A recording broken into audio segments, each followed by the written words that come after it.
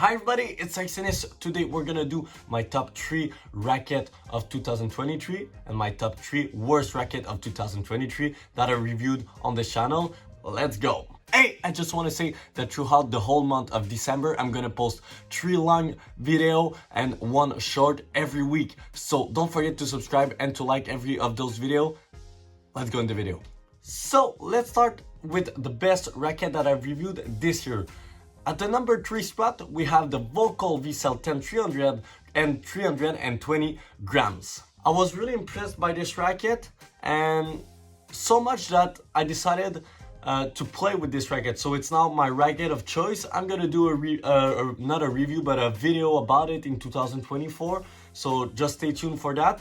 And yeah, I just like the mix between the power, you have the stability even with the 300 gram, you have the spin, you have the control, and yeah, it's just like a head radical with the stiffness of a Babola Pure Strike. And yeah, it's just a good mix for me, and I feel like it's a good racket for people that want to attack and that still want to have control, but at the same time, you know, it's not too much control. So yeah, just a good overall mix, and so that's why the Volkl Vcell 10 is on the list. At the second spot, I'm really surprised because what I did for this video is just taking my whole ranking, because I'm always giving note to the racket that I'm reviewing, and I just took the ranking and to see, you know, which racket had the best one and the worst one and whatever. And I was really surprised to see that the Wilson Shift was the second best racket of the year. Heading to this review, I felt like, you know, the Shift would be like a okay racket, not the best one, but just fine.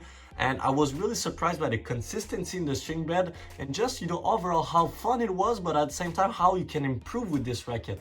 I don't like when the racket is just fun, but you feel like it doesn't take a lot to play with it. But with this one, it's the perfect mix between like not tough, but at the same time you need to be focused to play with it, but at the same time it's quite easy to play with it. So yeah, just enjoy the overall feeling of the Wilson Shift 300 gram.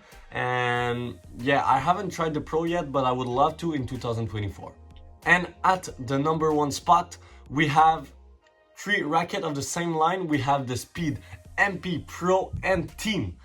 I just love the Speed line because, I don't know, you can take big cut at the ball and it's gonna put a lot of spin. You have the access to the power, you have the consistency in the string bed, and I just enjoyed the overall feeling of those 3 rackets. And every time I go on the court with a Speed, I just know that it's gonna be a great racket. And with the Exotic technology, I feel like it's even better than it was.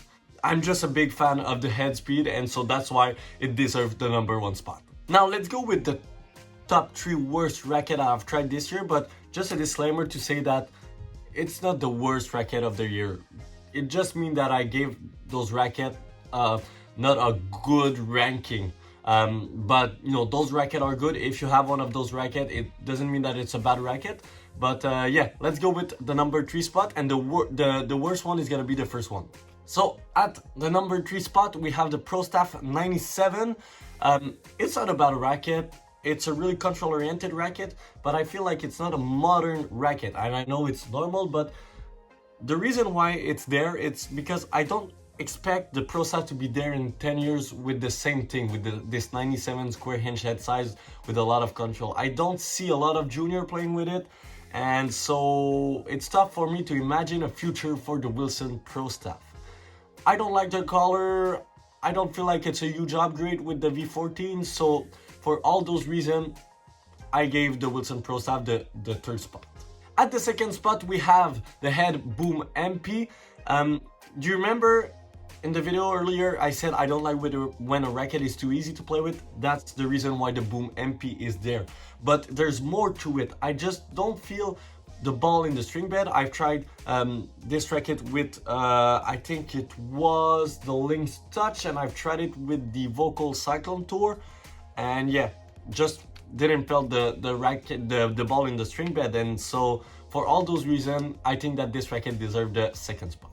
And so now let's go with the worst racket that I reviewed this year, and it has to be the Wilson Clash 100. And just before you leave the video, let me explain why it's the worst racket of the year. It wasn't a bad racket. Actually, when I played with it, I really enjoyed it, but you have a big problem. First of all, the V1 for me is better than the V2.